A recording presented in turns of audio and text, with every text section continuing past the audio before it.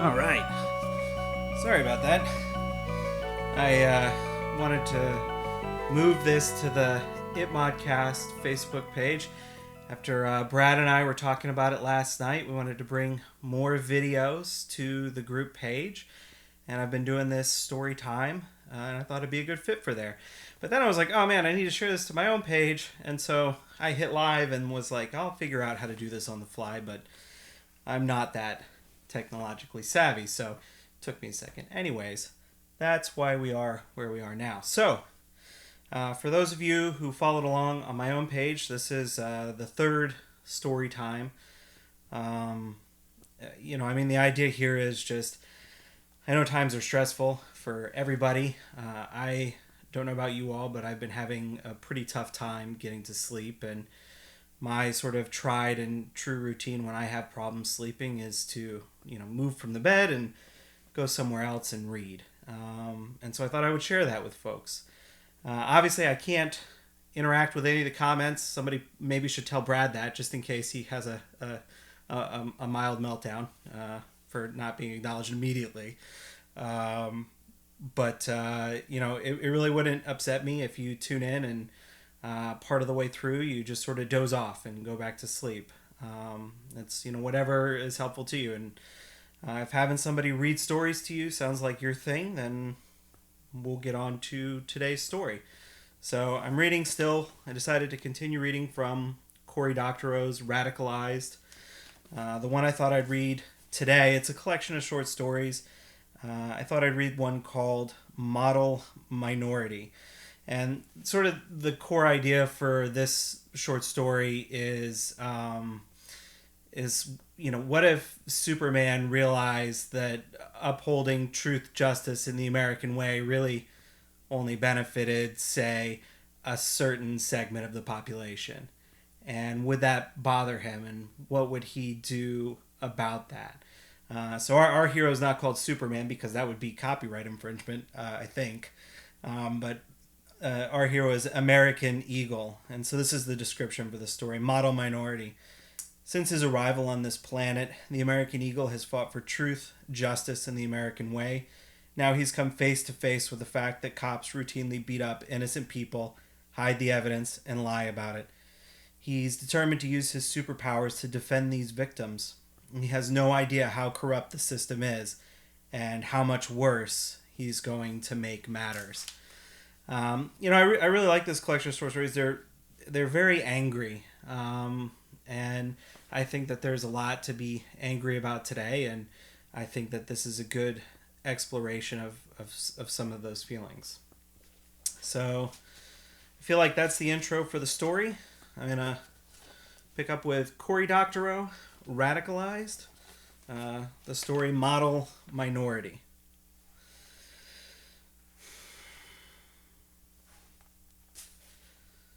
The American Eagle was just crossing Interstate 278 when he heard the sharp crack of a baton rapping on a car window. Then the voice, loud, commanding, a cop voice, full of rage, north of I-278, the Mason-Dixon line that separated white Staten Island from black Staten Island. Open the fucking window. Even with his superhuman hearing, he couldn't tell exactly where the voice had come from, not until the rapping came again. 3 more nightstick bangs, then the sound of a car windshield shattering. He got a beat on the sound, tuned into the sounds of the scuffle, and tilted his body toward it, spilling altitude and cutting a swath through the drizzle, which fantailed behind him in his turbulent wake. With his arms out before him, his cape crackling behind him, he was a blue and red missile, arrowing down and toward the sound. The man on the ground was black, and the 4 cops around him were white. The black man on the ground was slender, mid-30s, with close-cropped hair and a small, neat mustache. His car was as neat as the mustache, shining even on this damp gray day. An older car, but one that was well looked after. The man was on the ground, and above his smart little mustache, his face was bleeding. There were little cubes of safety glass embedded in it, but also a bruise on his high cheekbone, the shape of the tip of a nightstick. The 4 cops around the black man on the ground had their nightsticks out. They were hitting him. They'd be hitting him harder, but he'd dragged out of his parked car and into the narrow space between it and the next car, and they were getting in each other's way. A baton landed on his head with a crack that the American Eagle felt deep in the small alien bones of his inner ear. He winced and adjusted his angle to make a more direct, faster approach to the scene. The cars made the black man's body hard for the cops to reach with their batons, but his legs protruded into the parking lot where two of the cops could swing on him at once. They went at it like men driving in fence posts, big, overhand swings that were aimed for the bones, the joints. The man on the ground moaned and cried out while the four officers shouted. They shouted, "Stop resisting," and every 2 or 3 blows broke off from beating to pan around with their body cameras, catching each other shouting, "Stop resisting," as they swung and swung. The American Eagle swooped over their heads close enough that his tailwind pulled their hats askew, while he caught 2 of the batons in his hands, yanking them clear so forcefully that one of the cops fell on his face. The other one caught his balance just as the American Eagle settled to the ground. None of the cops were hitting the black man anymore. They were looking at him, all of them, even the black man who had blood streaming out of his nose and a scalp wound. "What?" the cop who had hit the man in the head said. "Motherfucker had drugs on the center console in plain sight, wouldn't open his window, obstructing government administration." The American Eagle peered inside.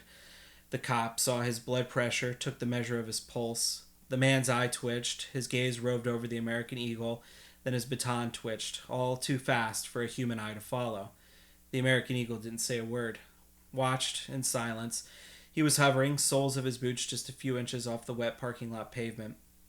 It was intimidating to face down someone who could hover. The cop wilted. "Cuff him," he said. "Hey, officers, the cuffs on my ankle, they're too tight," the black man said. "I can't feel my left foot. Something's wrong." He had no cuffs on his ankle, but his left foot and ankle were visibly broken, bent at a sickening angle by multiple blows from the 2 batons. The cop who'd said cuff him radioed in for an ambulance. The man said, "Did anyone get a video of this? I'm going to sue you all the way to hell." The cuff him cop, a sergeant, name tag Bianchi, a roided out little man with biceps that bulged around his vest and a neck too thick for his uniform collar, looked like he was going to kick the man in the head. His foot actually twitched a little, but you'd need the American Eagle's alien perceptual apparatus to see it. But he restrained himself and boarded the ambulance with the man when the EMTs rolled up. He'd got a bit of safety glass in the face when he'd smashed in the windshield and had given him an infinitesimal cut on one cheek. The EMTs gave him a very thorough checkup and put a dressing on it. The other cops looked around sheepishly once Bianchi and the ambulance had departed. There was an administrative task that fell to them now. Gathering evidence, taking photos, impounding the vehicle. Compared to the beating that had been underway when the American Eagle arrived on scene, it was dry and bureaucratic. For all that they were photographing blood spatters and making serious notes about the drugs they'd found on the man's center console. "What's a center console?" the American Eagle asked, eavesdropping on a whispered conversation from 20 feet away. The 2 cops who'd been chatting looked even more embarrassed. That's the console," one said. He pointed at the armrest that separated the driver's seat from the passenger seat. He had drugs in plain sight there. "In a bag," the cop held up a large bag of weed. "But it's got a curved top. Anything you would put on there would fall off." "Well, maybe it was on the passenger seat." The cop's partner said, "No, center console. I saw it." The American Eagle stared at him. He was hovering again. "Listen," it was the other cop, the one who'd been talking to the tow driver on the phone. "Listen, Eagle, about Jeff, Bianchi, he's not a bad guy. He's good. His dad was career NYPD. He volunteers with the Little League. Guy was a literal Eagle Scout," center console said. "Literally." They both looked pointedly at the American Eagle's emblem. "Which hospital are they going to?" the American Eagle asked. They told him after a sullen pause. He took off in his super hearing caught, "Not a bad guy. Tell center console that only a fag or a pervert would run around in tights." It was disgusting. He touched down in the ambulance bay and found the EMTs who'd worked on the man sipping coffees and waiting for a call out. They watched his approach warily. That wasn't normal. Most people had grown up on the American Eagle. The comics, the newsreels, the radio dramas, the cartoons, the toys, the novelizations, the interviews, the educational films, the stage show, the musical, the movies, the reboots of the theme park rides. Even criminals who were going to end up in prison because the American Eagle had just showed up tended to get a little starstruck, even as they were cursing their bad luck. "Hi, guys," he said. Yo, the EMT was white, jacked, tall, with short hair, and really, really good athletic shoes. "About that guy you just brought in, the one the cops worked over with the leg?" "Yeah. I want to make sure everything's okay with him. Could you tell me if he got checked in and triaged okay? Do you have his name? It was pretty bad back there, and I wanted to check in with him and let him know he's got legal options." "You a lawyer or a superhero?" The American Eagle had testified in literally hundreds of criminal trials, not to mention a couple of genocide trials in The Hague. He had more than a century of practical legal experience, knew more than half the faculty at Yale. He also knew that this guy wasn't idly curious about his professional credentials. "So, do you have his name?" The EMT drank some coffee. "Hospital policy, HIPAA. Can't give it out, sorry, Eagle." He spread his hands. It was okay, because the American Eagle had already read the name off a smudgy carbon in the shadows of the ambulance's interior.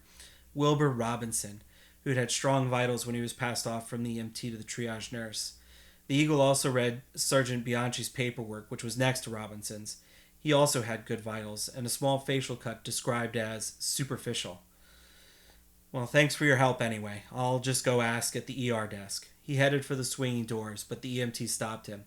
"Staff only, that door. Front entrance. Please," with a wicked little barb in its tail. The American Eagle drew stares when he entered the hospital, of course, and he felt bad that he was disrupting the work of the nurses and the doctors. But he also got intense looks from the two uniformed cops who flanked the reception desk. Glares, really. One of them swore under his breath, loud enough for the Eagle to hear, but too quiet for anyone else to hear. The American Eagle memorized his badge number in an eye blink. "I'm here to check in on a patient," he told the receptionist, who was legit starstruck and smiling like crazy. "Wow," she said.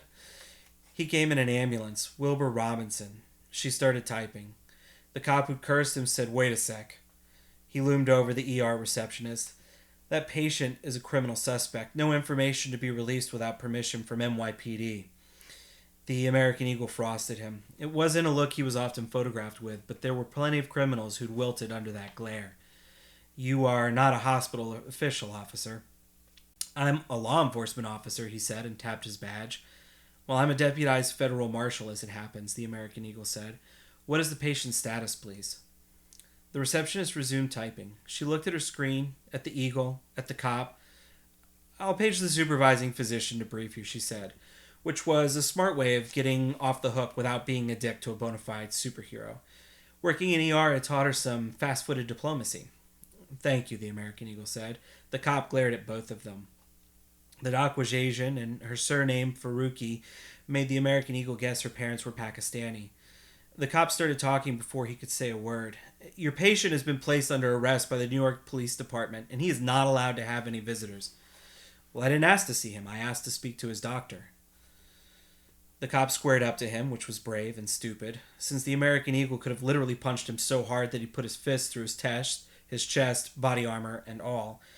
There'd been an early boxing class in any town where he turned the gym's punching bag into a ripped tatter with an embarrassing explosion of sand all over the floor. It hadn't been easy to be an 8-year-old extraterrestrial with a secret identity in any town in Ohio. The cop was about to say something, but the doctor broke in. She had an ER doctor's knack of literally not being surprised by anything. A cop arguing with a superhero is only interesting if you've slept in the past 36 hours, and if you haven't been called upon to improvise a means of removing an odd-shaped foreign object from an embarrassing orifice. "I'm Dr. Faruqi. Small, neat, baggy-eyed, short, glossy black hair, skin paler than any Pakistani the American Eagle had ever met, someone who'd spent a lot of time indoors. I can confirm that NYPD policies are not relevant to my capacity to discuss or withhold information about the status of a patient." She gave the cop a dead-eyed look that gave exactly 0 fucks. The Eagle liked her. "The relevant rules are to be found in HIPAA and the rules of this hospital, both of which say that I may not communicate his condition with a federal marshal unless there is a court order or a compelling immediate law enforcement need, or unless he consents. Mr. Eagle, do you happen to have a court order? The American Eagle shook his head. The cop looked smug. I see. And I can see no compelling law enforcement need. Is that right? The Eagle nodded. Thank you. I will now ask my patient if he consents to my sharing his details with you. The cop jolted. Wait! But the doctor was already gone. The cop looked like he wanted to chase her down and tackle her, but the American Eagle wouldn't let that happen. When the doc came back, she said, "Come with me, please," to the American Eagle, and led him down the hallway. The cop took 2 steps after him, and the doctor turned and said, "Please wait there." The doc led the Eagle into the consulting room and closed the door. Mr. Robinson has suffered extensive injuries to his left leg that will require multiple surgeries and years of therapy to address, and he may never walk without discomfort again. He is mildly concussed and has a fracture to the orbit of his left eye. Thankfully, no bone fragments were driven into his eye. His nose is broken and he's lost 2 teeth. All the fingers on his right hand are broken and have been put in a cast. He has 1 broken rib and less serious contusions and abrasions across much of his body.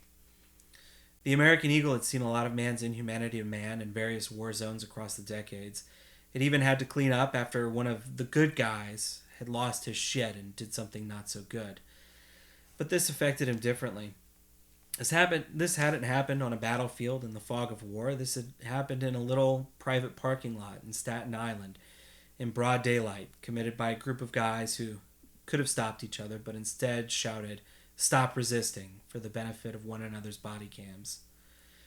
He unbunched his fists and the doctor relaxed a little. He didn't mean to scare the doc, who'd done him a solid. "Can you take him a message?" The doc nodded.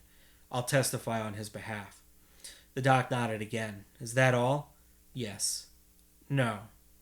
"Wait." "Tell him it was wrong, and I'll testify on his behalf." "All right." He left by another exit, coming out in the ambulance bay without passing the cop again.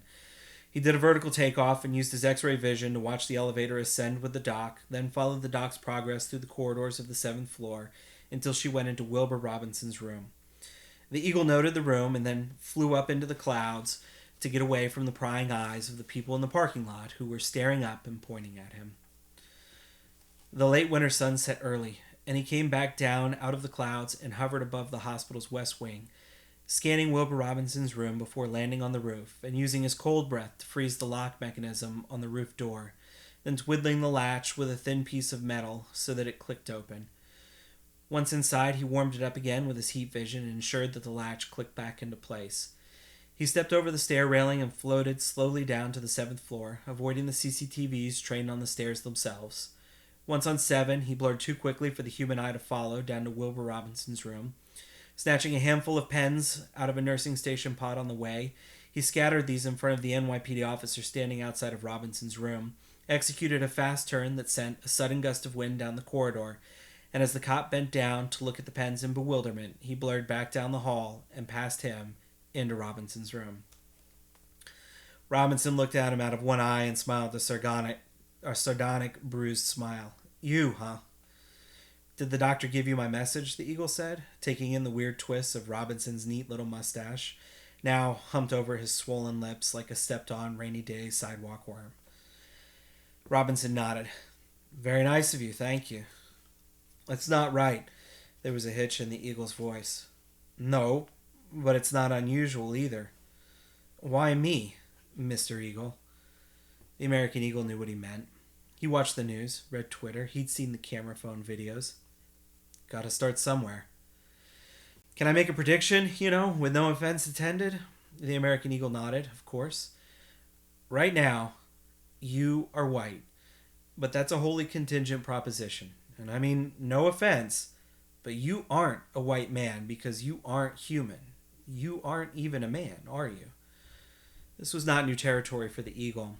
Supervillains often taunted him with cruel speculation about his gender identity and species, but whether or not he was white had never really been part of it. It jolted him twice. First, when he realized that he'd never thought about it, and again, it really seemed weird that it never came up. "I'm not really a man, I suppose, not in the sense of being terrestrial or human. You're also not white. You ever hear those heritage, not hate types? That myth that the Irish were the first slaves in America? They're an interesting bunch. They're so close, so close to understanding that whiteness is a thing that other people choose for you. People aren't white if whiteness is endowed upon them by the whiter whiteness.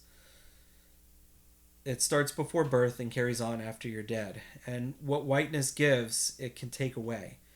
You don't understand that, I bet, but you are only white by courtesy, Mr. Eagle, and you are really only a little green man clothed in whiteness. You won't believe how quickly you can be de-whitened.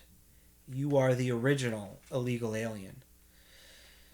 Mr. Robinson, what happened to you is inexcusable. I'll do whatever it takes to help you get justice. Wilbur Robinson snorted and then winced. I have to be honest, Mr. American Eagle. I have a feeling that if you try that, you'll get us both in a lot of trouble. The American Eagle used his heat vision to melt the seal around the window, carefully lifted it out, then melted the seal back into place while hovering outside the 7th floor, and then he flew home and made himself some dinner. The American Eagle didn't sleep much. 4 hours a night was plenty, and in a pinch he could go for 5 or 6 days without sleeping. His planet of origin had a much longer diurnal cycle than Earth. He was used to flying patrols in those long hours, but tonight he sat in, laptop open, VPN'd into an anonymizer in the British Virgin Islands that was favored by extremely successful financial crooks and thus probably pretty good against U.S. law enforcement and espionage agencies. He read what the message boards and social media were saying about him. This was never a good idea, and yet he was drawn to it like a moth to flame. Soon he'd open dozens of tabs, and he'd reload them all and shoot through the line looking for new messages. No one was impressed with him. The Blue Lives Matter crowd were saying that he'd sold out and taken the side of thugs over law enforcement. Anti-racist activists said that no amount of token gestures could undo his generations' worth of assistance in the causes of white supremacy and the American empire. Even the people who were sympathetic to him thought that he was being naive, believing that he could solve racism by beating it up. He was powerfully tempted to leap into the fray and anonymously defend himself, but he tamed the urge.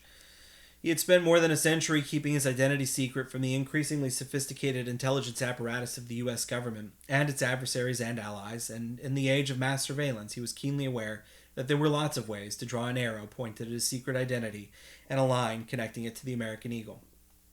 He kept on reloading, treasuring the people who took up his cause, even as he recognized their arguments weren't very good. They mostly summed up to, but he's a superhero. It was dawn when he saw the post showing Wilbur Robinson being moved by ambulance to the Tombs. He hit the buttons that powered off all his devices and sprinted 2 miles, dodging the CCTVs before taking to the sky. He never took off from the same location twice, and he had a randomizing program that directed him to the day's launch point, avoiding any kind of constant distance from his hideout.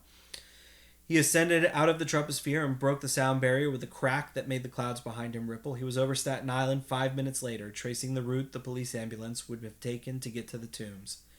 He caught up with it a block from the jailhouse and touched down noiselessly on the roof, training his super hearing on the transfer as the wheelchair was maneuvered down the ambulance's ramp and into the jail.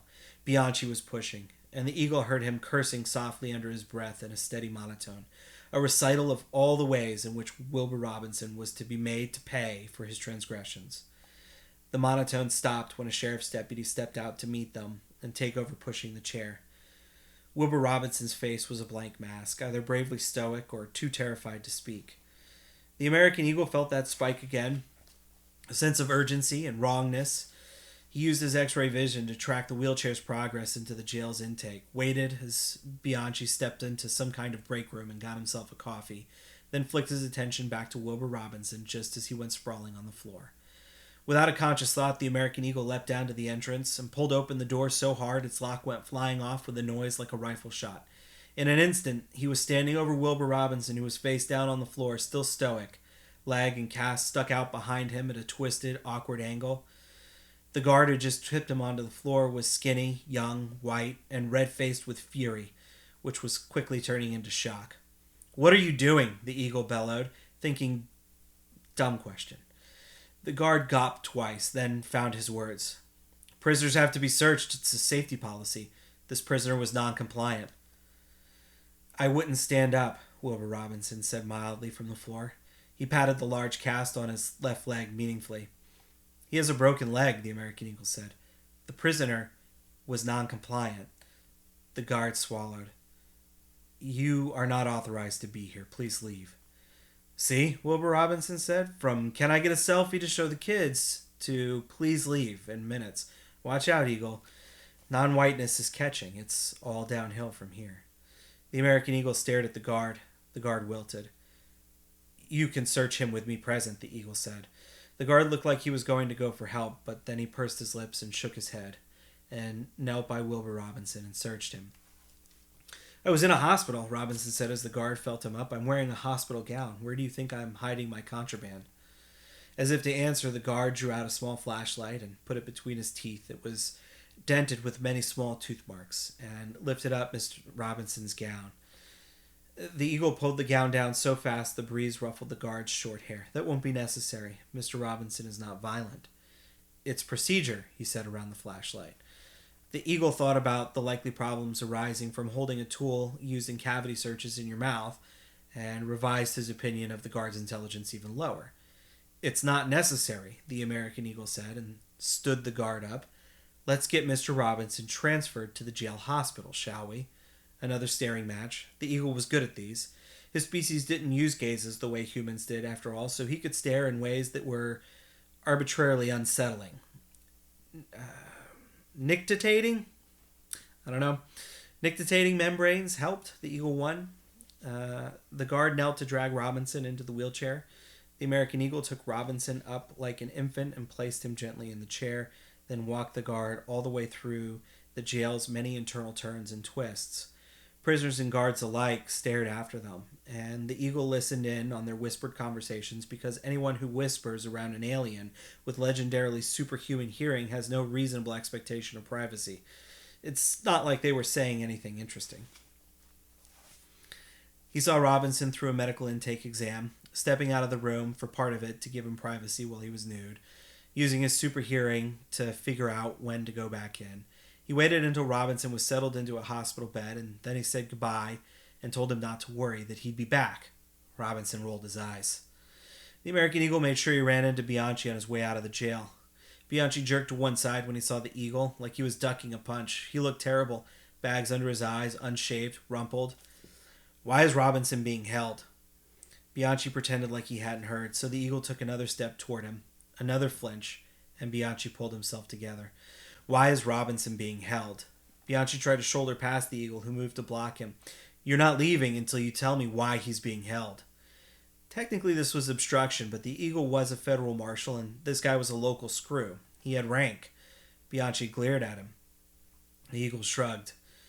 He's being held for obstructing government administration, unlawful possession of marijuana, assault in the 2nd degree, assault in the 3rd degree, blocking pedestrian traffic, and loitering. The American Eagle had once flown into the heart of Earth's sun, where light that was born 50,000 years ago began its slow fight against immense gravities to reach the star's surface and radiate to the Earth. What he saw there was wonder and marvel of the natural world, and it left him wordless. It was less surprising than the list of charges against Robinson. When the American Eagle busted someone, he did so for a good reason. I'm sorry, can you repeat that? Get the fuck out of my way before I arrest you. I'd like to see you try. He realized that right from the start, that was what he wanted to see this guy try. The American Eagle had spent his whole life, centuries of it, daring bullies to pick on someone your own size, which was always bullshit, since no Homo sapiens ever born were even close to a match for the American Eagle. But it was immensely satisfying to see the expression on a bully's face when he came to grips with the fact that they were in the presence of an immovable object that was also an unstoppable force. Eventually, the authorities or the army would show up and take the bully away, and the Eagle would leap into the sky and return to his hideout, safe in the knowledge that he'd done his bit for the human race he'd adopted as his own. This time, there'd be no authorities to take the bully away. He couldn't block Bianchi until the Internal Affairs Squad showed up and stripped him of his badge, gun, and honor. That may never happen. The only way this standoff could end is with the American Eagle backing down. So he did. Bianchi scowled and pushed past him, and the American Eagle leapt into the sky and returned to his hideout. At the bail hearing, Bruce sought him out. Can I have a word with you? The billionaire playboy said. The courtroom was nearly empty, of course, but everyone there stared at them. The judge had ordered the courtroom cleared and sealed a moment before, and so it was just the public defender, Wilbur Robinson, the prosecutor, Bianchi, a police union lawyer, the three cops from the beating, the court clerk, the court reporter, four bailiffs who'd taken up nervous stations around the Eagle, and silently asking each other how the exact fuck they were going to remove the American for Christ's sake Eagle if he didn't want to go. Everyone was pleased to see Bruce. Billionaire playboys made New York City go. There'd been a certain amount of palling around between him and the Eagle over the years, public ribbon cuttings and the like. They didn't know about Bruce's secret identity, and couldn't know that he and the Eagle had fought alongside one another on several occasions and were veterans of the same long war on crime and supervillainy. Your Honor, do you suppose I could have a moment with my friend? Bruce was smooth as a carbon nanotube smoothie. The judge, whose pet cause, an animal sanctuary on Long Island Sound, depended on Bruce's annual check to keep its lights burning, favored the billionaire with one of his most indulgent smiles and banged his gavel. The Eagle and Bruce kept their eyes locked on one another as everyone filed out of the room. Once the door closed, the American Eagle touched down, and Bruce slouched into one of the lawyer's chairs behind the defendant's table. This has got to stop. A voice of command, a man used to having his orders obeyed. At least he didn't use his tough guy gravel voice. That voice, so affected. I agree, the Eagle said. This stops now, in fact. Bruce rolled his eyes. Come on, Eagle. Complicated problems have complicated solutions. You can't punch racism until it sees the error of its ways. I'm not planning on ending racism in general, but I am dedicated to ensuring that Wilbur Robinson gets a fair trial. Bruce got a shrewd look. How does Robinson feel about this? The American Eagle squirmed. Bruce was good at getting to the heart of the matter. I get the impression he thinks I'm a naive idiot, Bruce snorted.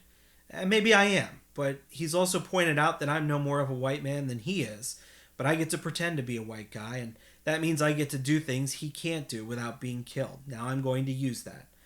It starts with Wilbur Robinson. I'm not sure where it ends. Bruce opened his mouth, but the American Eagle was, naturally, faster, and he jumped in. Bruce, you have a lot of privilege, too. You use that privilege to... He dropped his voice, mindful of the court reporter's recorder, pitching his whisper, for Bruce's ears alone, dress up in a costume and beat up supervillains. He brought his voice back up to normal. Have you ever considered that all the while there are guys in uniforms who are, as a body, every bit as much of a supervillain as the evilest terrorist whose plans you foiled? People who, as a group, cause as much misery as anyone on the public enemy list? Bruce looked exasperated. Now we're back to punching racism into submission. I'm not going to punch anyone or anything, Bruce. I'm just going to make sure that one guy gets a fair trial. One innocent guy, Bruce. And then what? The American Eagle shrugged. And then I'll do it again. Lather, rinse, repeat. I got a lot of time, Bruce. Hundreds of years. Think of me like a random audit. The IRS doesn't have to check everyone's tax returns. Just pull enough at random that everyone else colors inside the lines. What if someone kills your innocent guy because you got him off? Bruce was getting angry. The American Eagle could tell by the infrared signature of the veins around his temples. Are you listening to yourself? You think the IRS keeps people honest? Man, I'm a billionaire. You think the thing that keeps me filing my taxes is fear of the IRS?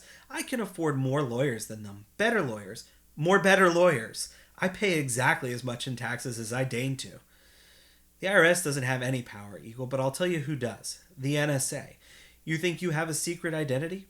You think your little countermeasures and OPSEC has kept them from tracing your identity? It hasn't. He leaned into the Eagle, pulled him down so he could whisper a name in his ear. If the Eagle had come from a species that paled when upset, he would have gone ashen. Yeah, Eagle, that's right. Think about that. Think about what else they know. Who else they know. You've been assuming you need to keep your identity secret to protect your loved ones from criminals and foreign spies. Once you have to keep that stuff secret from your own government, your threat model totally changes. And the right time to address that threat is about 50 years ago. Don't make me draw you a picture. He didn't need a picture. The American Eagle could imagine Lois knocked on the floor of some jailhouse by some sadistic prick of a cop, subjected to the kind of search he'd just stopped. He could guard her, sure, maybe even sneak her off to the high desert, but A, she wouldn't stand for it, and B, then he wouldn't be able to keep an eye on Wilbur Robinson. He was briefly and powerfully furious. How could the most powerful being on Earth be so easy to outfox? But of course he knew the answer, because he had allowed himself to care about humans. That was the source of all of his problems. He could have spent 10,000 years in the heart of the sun, but no, he'd returned to Earth to interpose himself in the affairs of the intelligent life of that planet, which was not his own and never had been. He mastered his emotions and thought, "You wouldn't let that happen, Bruce. You think I could stop the NSA?" The American Eagle stared at him. Bruce was one of the richest men who'd ever lived. A contractor on both the white and black sides of the Pentagon's budget, with clearances to match the Joint Chiefs.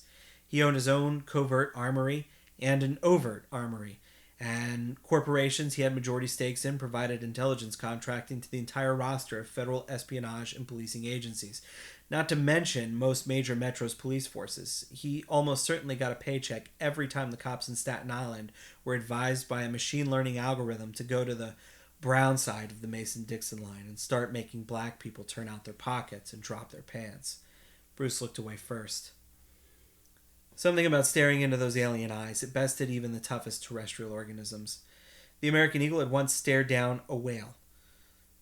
"I'll do what I can," he swallowed. "Listen, I love you. Your cause is a good one, but you can't win this one. You have to understand that. You can't just stand between that poor bastard and what the system is going to do to him." I believe that's exactly what I'm doing. I'll hire him a lawyer. He's already lost his job with the city. Once he gets off, I'll hire him. Give him a better job. I'm glad to hear it. You've got to stop this before it goes too far. His face twisted up. "Look, you know that I know people. I've heard them talking about this. No one likes the idea of an extraterrestrial declaring war on the U.S. government. That is not a good look, Eagle. Right now, you are white, but that's a wholly contingent proposition." It struck the American Eagle that Bruce had been calling him Eagle, but hadn't mentioned the American part lately. Bruce used to jokingly call him things like Yankee Doodle and USA Today, but it was just Eagle, which meant something, probably. "I'm just fighting for the same things I always fought for." Bruce grinned wryly. "Truth, justice, and the American way? Equal protection under the law. The right of persons to be secure against unreasonable search and seizures. Cruel and unusual punishments shall not be inflicted." Okay, yeah. Con Law 101, but Eagle, you really have you really always fought for this? I know it was before my time, but I never heard about you getting between Bull Connor's dogs and the NAACP. Bruce had an uncanny knack for finding the places the American Eagle didn't want him to go, but the Eagle lifted his chin. "It's because I wasn't there. I should have been, and now I'm here. What will you tell your grandkids when they ask you where you were today?" "I'll tell them I tried to talk a friend out of destroying his life in a useless bid to assuage his white guilt." The Eagle looked around the empty courtroom. "A wholly contingent proposition. Then I guess we're done here." Bruce looked at him long enough that the Eagle felt a rare urge to look away first. Then Bruce left the courtroom, and a moment later everyone else filed back in. The judge and the bailiffs carried on as if he wasn't there. They had apparently decided to treat him as part of the furniture, like the elaborate eagle motif on some finial. He listened to the reading of the charges and kept his face impassive through each absurdity. It seemed like the least he could do, given how stoic Wilbur Robinson was being.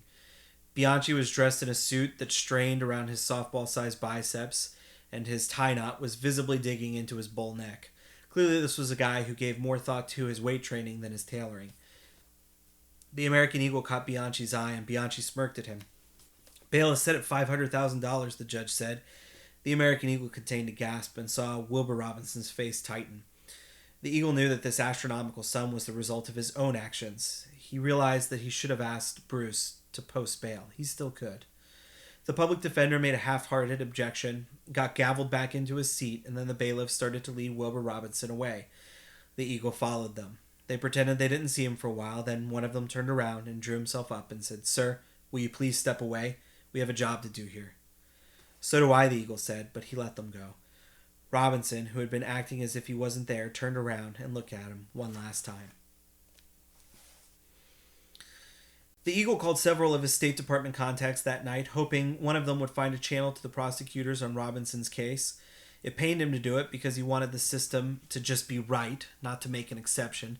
It made him admit that rather than intervening during the beating or at the hospital or at the jail or at the bail hearing, He could have pulled a string or two. He was the American fucking eagle, and there were plenty of people who owed him a favor.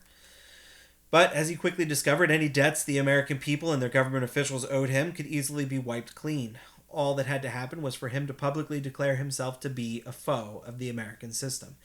He hadn't realized that that was what he'd been doing, but it was painfully clear that there was no way to separate the American system from whether a foursome of Staten Island cops should be allowed to beat the shit out of Wilbur Robinson, lie about it, and then send him to jail. His phone rang. Lois. "Hi, darling. Still up, I see. I saw you tweeting about your train set, and I said to myself, Lois, that fool of a man is up past his bedtime again, and he needs a talking to." He laughed. He did indeed have a model train set, a really elaborate one, and his secret identity was a member of all kinds of little forums and circles of other modelers, posting tilt-shift photos of their tables and the tiny German manufactured figurines. He genuinely enjoyed the hobby, and was able to paint his miniatures with an accuracy that was, of course, literally superhuman. Tweeting pictures of his minis was one of his pleasures, even if it did complicate his OPSEC. He had a randomizer that queued up tweets to go out during waking hours in New York, so that there were no suspicious gaps in the pattern that coincided with known American Eagle overseas missions. Lois had grown accustomed to his strange work-related absences, and sometimes Twitter stalked him to figure out when he was up and available, which sometimes meant that she tried to call him while he was defusing a rogue nuke or scooping a missile out of the sky before it could hit a refugee camp and flying it into the stratosphere to detonate harmlessly. "How was your day, darling?" Good, I guess. Another day of trying to second source anonymous tips. Another $1. Poor baby. He crossed to his sofa and stretched out on his back, arm flung over his eyes, picturing Lois, remembering the smell of her hair and the feel of her skin. "I miss you." "I miss you too. Date night tomorrow?" He'd forgotten. "I remembered. Date night tomorrow. Like hell, but that's okay, because I remembered, and I got us a table at the Big Carrot." The American Eagle had trouble digesting most terrestrial food, but the lower on the food chain, the easier it was for him to metabolize. The invention of veganism had been an enormous boon to him, and the raw food fat had been a godsend for his guts. "You're a champ." "I am. You pick the cocktail bar for drinks first, somewhere around Flatbush, or even Park Slope. Anywhere with a hipster in a leather apron who makes their own bitters, please." Sold. Lois loved craft cocktails, and he loved being with Lois. "Now, why the hell are you up so late, fella?" "Work," he said, which should have ended the discussion. He and Lois had an understanding that he couldn't talk about his job. This ban drove her reporter's nosiness nuts, but she also had a reporter's circumspection and understood that she couldn't be forced to disclose things she didn't know, and that two may keep a secret only if one of them is dead. It was an odd but enduringly sound basis for a lasting relationship between a professional nosy person and a professional haver of secrets, and the American Eagle suspected that she may have figured it out on her own anyway. There were a few memorable celebratory joint press conferences with the governor in which he'd run into her while dressed in his eagle suit, and she'd been awfully familiar and knowing. "You can't let it get to you, Clark.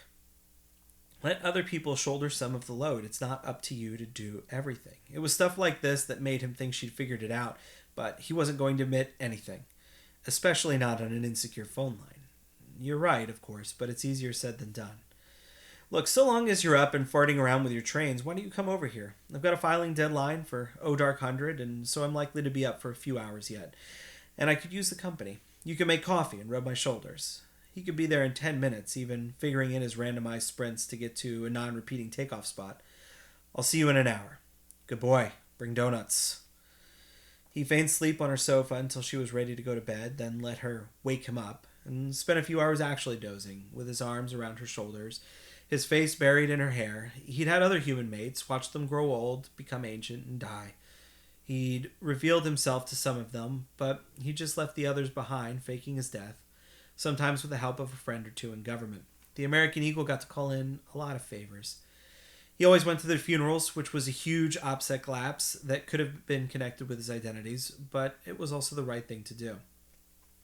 Watching Lois filled him with indescribable emotions, the sadness of being the last of his kind, a different sadness in knowing that his connection with Lois would end with her withering away while he lived on, a fierce protective feeling about her that he thought of as love, but which he knew might not match up with what Lois and others meant when they thought of that emotion. He slipped out of the bedroom and turned his hearing to the FM band and concentrated until he dialed in NPR. Increasingly, this is how he got his news. Analog radio reception didn't leave any digital trail that could be connected to him, unlike, say, a set-top cable box that might capture his interest whenever stories about the American Eagle were featured on a news channel. Someday the radio would go all digital, and he'd either have to learn to demodulate them in his head, like doing a million simple math puzzles, but all at once and every second, or he'd have to armor his news consumption with online anonymity tools. The news was the usual mix of geopolitical chaos, domestic strife, and promos for podcasts of artfully told personal memoirs.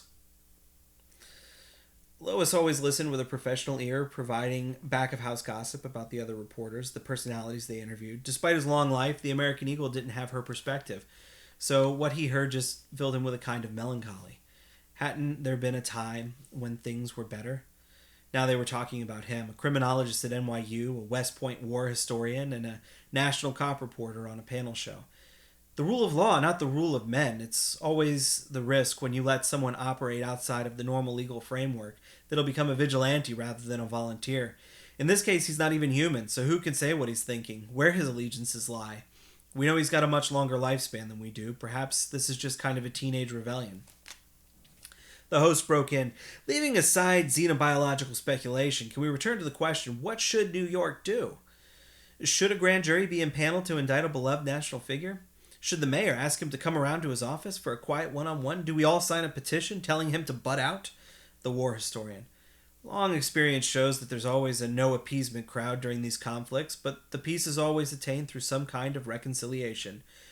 We don't have the facilities to imprison the American Eagle, notwithstanding rumors of rare metals that can debilitate him. We are going to have to make peace with him eventually.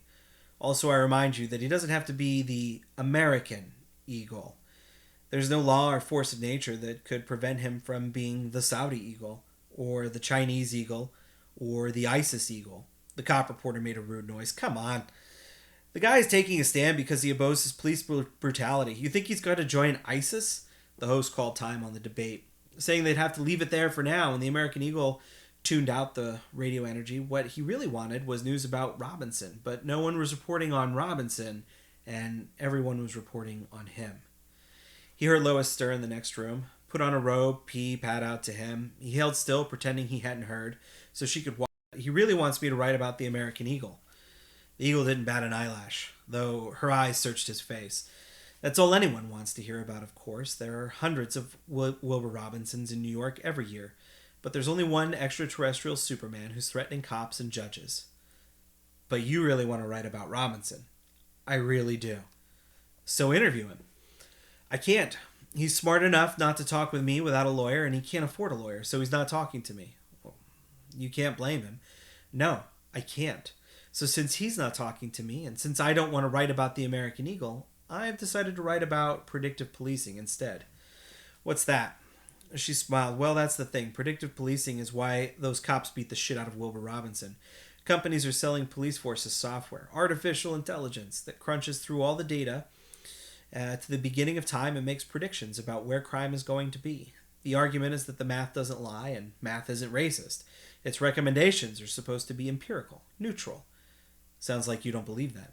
No one with half a brain should believe it. All you have to do is think about it for 10 seconds. All the data they feed this system to predict crime comes from the cops, who are assumed to have some kind of bias, first because they're human, and all humans have bias, and second because NYPD has a long history of getting caught in racial discrimination, which is why they're buying this stuff in the first place. Because the cops only find crime where they look for it. If you make every black person you see turn out their pockets, you will find every knife and every dime baggie that any black person carries. But that doesn't tell you anything about whether black people are especially prone to carrying knives or drugs, especially when cops make quota by carrying around a little something to plant if need be. What's more, we know that black people are more likely to be arrested for stuff that white people get a pass on, like blocking public sidewalks. White guys who stop outside their building to have a smoke or just think about their work days don't get told to move along or get ticketed or get searched. Black guys do. So any neighborhood with black guys in it will look like it's got an epidemic of sidewalk blocking, but it really has an epidemic of over-policing.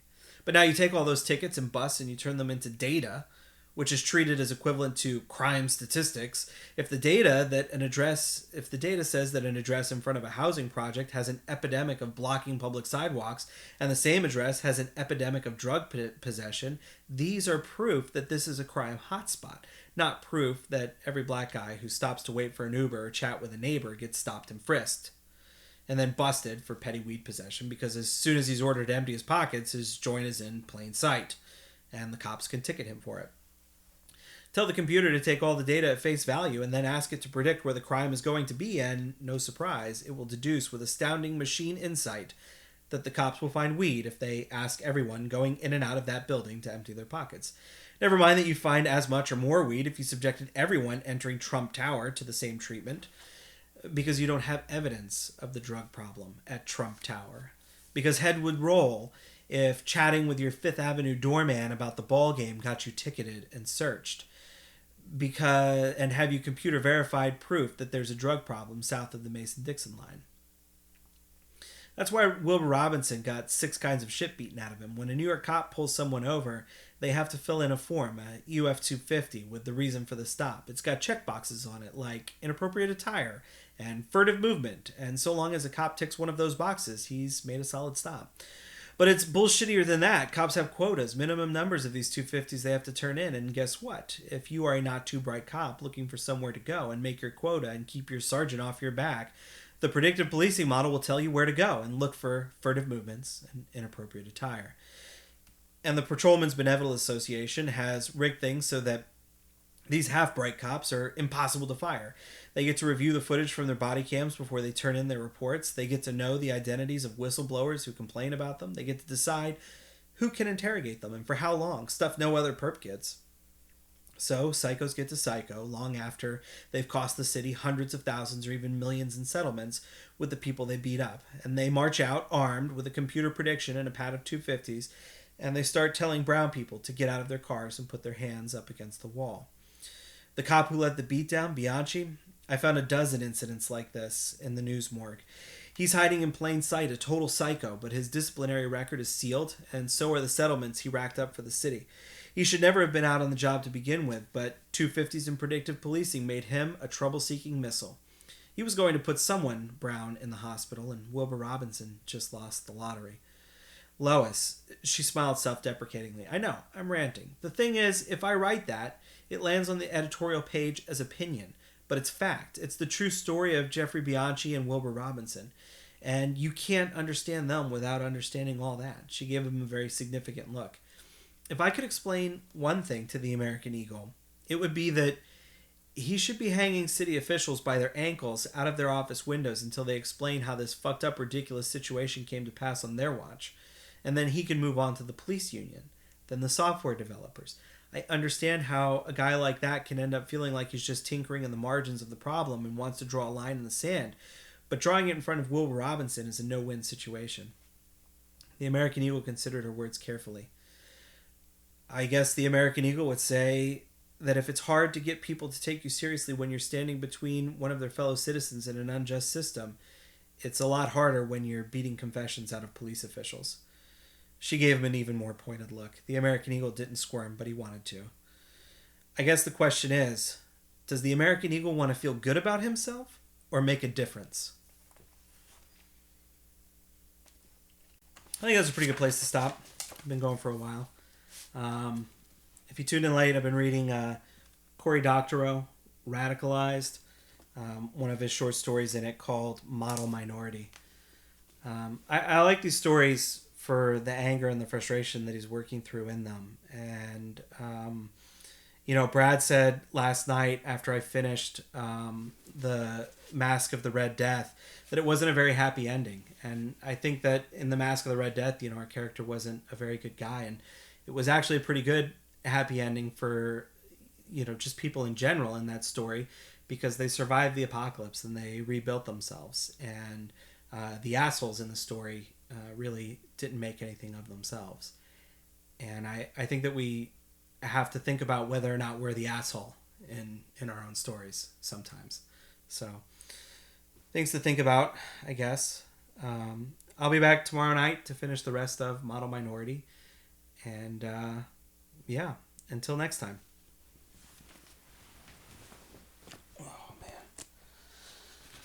Get around to the other side of this camera.